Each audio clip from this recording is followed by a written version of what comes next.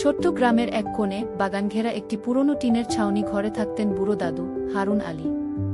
বয়স ৮০ ঘরে পা দিলেও চোখে এখনো একই ঝিলিক, যেন জীবনের প্রতিটি দিনই তার কাছে নতুন গল্প। তার জীবনের সবচেয়ে প্রিয় মানুষ ছিল তার ৫ বছরের নাতনি রানী। প্রতিদিন সকালবেলা রানী ঘুম থেকে উঠে প্রথমেই ছোট্ট পা টিপে টিপে দাদুর ঘরে চলে আসত।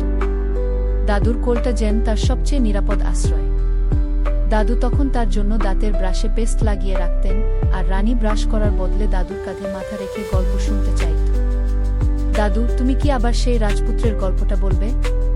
আজকে একটু নতুন গল্প বলি, তুই ছিলি সেই গল্পের বাঘরানী রানী বাবু।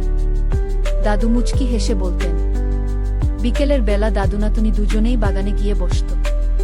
রানী দাদুকে জিজ্ঞেস করত গাছের নাম, ফুলের গন্ধ, আর দাদু বলতেন, এই গাছটা যখন আমি তোমার বয়সী ছিলাম তখনই লাগিয়েছিলাম।